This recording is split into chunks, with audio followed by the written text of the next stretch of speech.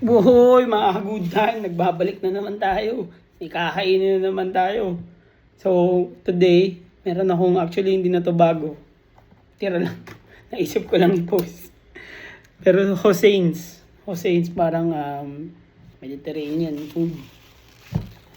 So, umorder ako. May tira akong konti na Jeju kebab ba to? So, may spices siya. Ewan ko, nakikita nyo. Hindi ko masyadong matilt kasi ma-oil eh. Tapos lasa siyang, syempre Middle Eastern. Sarap. Sarap yung ano niya. Yung sauce, tsaka masarap yung pagka-char niya. Tapos, meron akong rice. Pero ito, shirataki rice to eh. Nilagyan ko ng sauce nung ano, tsaka butter. Sauce nung Jeju kebab. Hindi ko alam kung paano pronounce ha.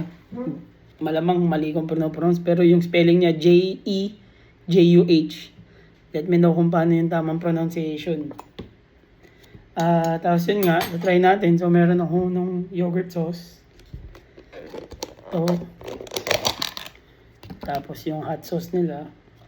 Sorry, puro tira na lang. Kaunti na. Pero masarap ito. Nung first na kain. Pero normally, di ba, ang food mas masarap yung second na init. Ito, ano na to? Panga na to, panga. Pangalawang init. Try natin yung chicken. Teka lang ito. So, thigh part siya ng chicken. Ito. Na-try ko na to yan. Nagdi-drip yung oil niya. Ma-oil eh. Pero, masarap to.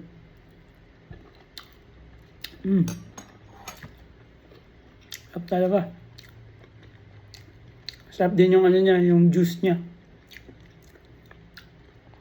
Sarap. Medyo ano siya, may char. May char flavor siya. Tapos yung spices, madaming spices.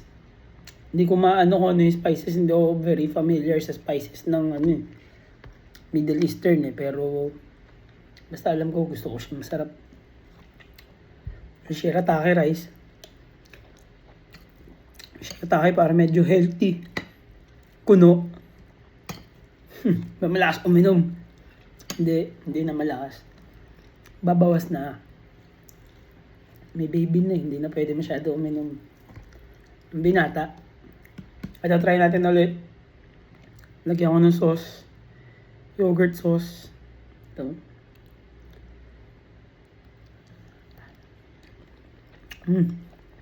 Sarap.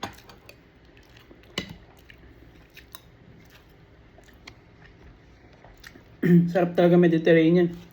Mediterranean Persian, basta yung mga Middle Eastern. Gusto ko yung spices nila. So, kunwari, wala akong maisip kainin. Pag inoferan mo ako ng Middle Eastern food, malamang sa malamang, kahit wala akong gana, hahain ako. Kasi, never ko inayawan yung Middle Eastern food. Sarap eh. Nakakagaan eh. Pati yung sauce niya eh. Basta yung authentic yung mga ganito. Ayoko yung medyo matamis na yung ano. Yung sauce niya. Gusto ko yung authentic talaga. Yung parang mag-garlic na yogurt sauce na medyo may konting asim na may alat. Ang sarap. Ito yung hot sauce niya.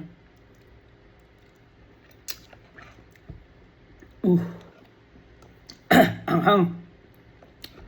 Totoong chili yun Kasama mo talaga yung chili. Ito isa pang bite. Good time. Lagyan natin ng white sauce. Yogurt sauce. Lagyan natin konti ng chili sauce. Spicy. Ito. Boom.